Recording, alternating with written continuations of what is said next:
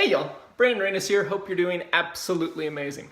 So today we're going to go over the Russia hack. And according to Obama, according to some people in the CIA, according to the Washington Post, according to the New York Times, Russia hacked the DNC. And they helped rig the election or help promote the election in Donald Trump's favor. Now we need to start by saying that none of us want this to happen.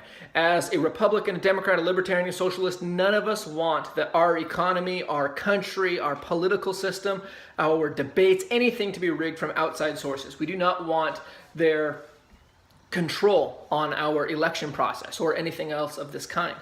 But now we need to go into the details of how serious of a threat this is, how accurate of a threat this is, and things of this kind. So first of all, we'll start with, it was the Washington Post and the New York Times who broke this story.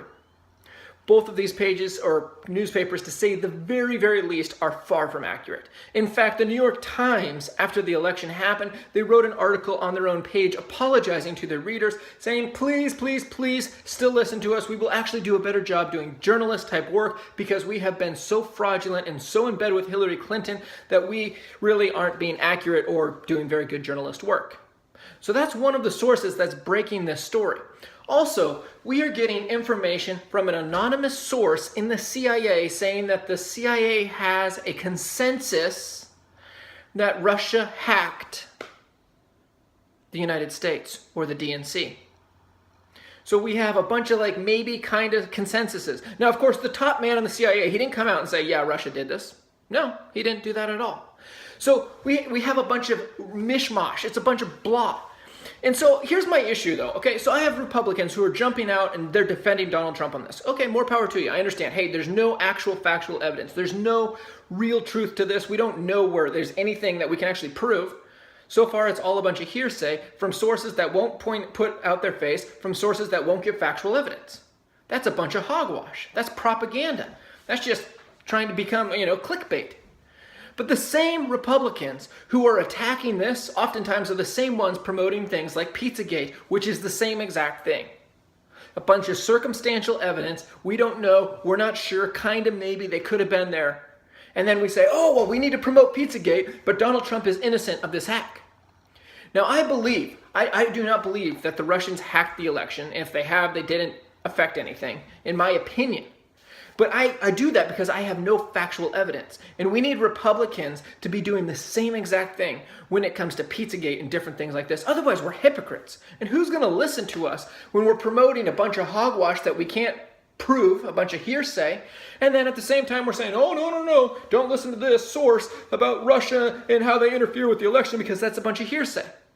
Let's be consistent. Let's be accurate. So we have this. They conclude that Russia interfered with our elections. Now we have a slight problem, or at least I have a problem with this.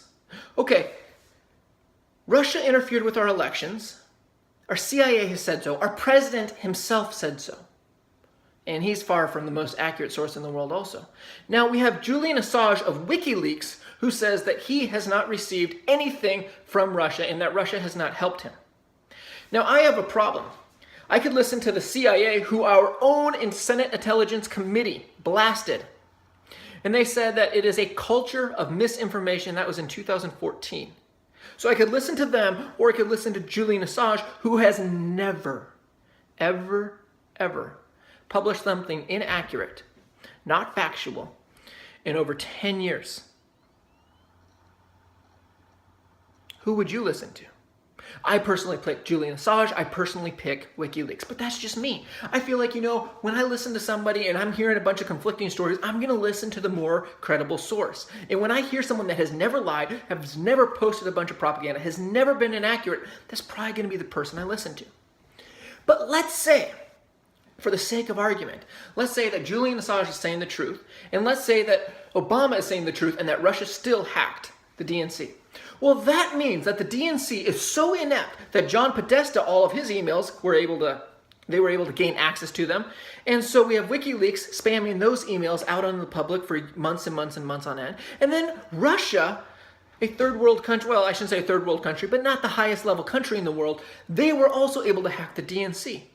Well, if that's the case, you and I should be very, very happy that Hillary Clinton didn't make it as president. Because obviously, the DNC, and just being able to handle basic security things, they fail. They strike out. Finally, let's get into the real issue of this whole thing. The DNC was hacked by Russia, hypothetically. Let's say it's true, for the sake of argument. Well, it wouldn't matter if what became public was a bunch of, hey, let's go and do a rally here. Hey, we're losing ground here. A bunch of regular basic emails. But no. It wasn't that. What we had was, Hillary Clinton's receiving hundreds of millions of dollars from Saudi Arabia. Oh, Hillary Clinton has a different position in private than she does in public. Oh, hey, how do we rig this election against Bernie Sanders? He doesn't have a chance. Emails talking about how they're going to work Bernie Sanders into their campaign, how they rig it against him. Oh, hey, we're going to talk about how the major media, Washington Post, New York Times, we're going to go CNN, MSNBC, all these guys. Yeah, they're in bed with the DNC. They're in bed with Hillary Clinton. See, that stuff actually is newsworthy. So if they if they hacked the DNC and they were just able to find basic emails of, hey, how do we beat Donald Trump? Or what's a better point to get across? Donald Trump said this crazy thing. How can we take advantage of that? It would have been no news. Wiki Leaks wouldn't have had anything to spam. Russia wouldn't have been able to interfere with our elections. But instead, the DNC is complaining that Russia is interfering with our election because they got caught rigging an election. They got caught being in bed with Wall Street. They got caught having different views and different perspectives. This is absurd. And that is why this is a big deal. They want to keep their credibility. They want to have an excuse. And there is no excuse for running a corrupt campaign, which is exactly what Hillary Clinton and the DNC ran. And that is the only reason WikiLeaks emails were worth anything. That is the only reason that Russia could have affected anything by hacking emails, even if they did, which we can't even prove they did. How absurd is that? But I want to end by going back to talking about this InfoWars mentality. This TYT mentality, this argument of how we're going to promote any conspiracy theory against our enemy. And then whenever conspiracy theory gets thrown against us, we're just going to attack it and say, there isn't factual evidence for it. Okay, I have a lot of Republican friends that are hardcore Pizzagate friends. And we got to really attack Pizzagate. Pizzagate, Hillary Clinton's corrupt. Hillary Clinton's in bed with child prostitution, all of this stuff. Okay, guys, we can't have credibility if that's what we're promoting on our Facebook, if that's how we're debating people, and we cannot prove it. It cannot be proven. I don't know of any credible person that's proven it. And no, InfoWars is not credible. So when we have a bunch of possible things that could be happening, a possible, a collusion, or, we're not sure, we can't be promoting that as fact. We definitely should keep our eyes open. We should be watching it. But as soon as we start promoting those things, we lose our credibility when we try to defend Donald Trump against another conspiracy theory that, the Russians, they're interfering with the elections. The Democrats, I'm telling you the same thing. This isn't just a Republican thing. Democrats, you guys have been promoting how racist Donald Trump is. By any definition, that's absurd. He's got people in his company. Some of the highest people up in his company are black. The first person to endorse him and the presidential nominee hopeful was Ben Carson, a black man that grew up in the ghetto. When you promote this kind of stuff and you promote it on your page over and over and over, and then you try to defend your candidate from anything else, you've lost your credibility. Guys, our words mean something. What we promote means something. We really, really need to focus on credibility. And when we screw up, we need to admit it. I have had to do videos pointing out where I have been wrong, where I have changed. But if we're too smart, too stubborn, too whatever to do that, how are we going to gain credibility? When we call someone a liar, people have to be able to trust us that that's an accurate statement. And if we're promoting conspiracy theories, whether they're on the right or whether they're on the left, we are losing credibility. In fact, we've lost credibility. It takes a long time to earn trust. It takes one foolish, stupid thing to post or say and defend to lose that trust and to lose that credibility. Let's not be that. Let's be better than that. Let's focus on being the accurate people who are honestly willing to learn and grow. We can't pretend to say we care about our country if we're promoting hogwash and propaganda. That doesn't help you fix anything. That doesn't help you fix anything in the world. It's a perfect example is this, Donald Trump's a racist, Donald Trump's a racist. You're not helping any of the victims who have been truly attacked or hurt by racism. When you use the word racist so loosely, you actually allow the true racist to have more power because you are using it so loosely that when someone screams racist,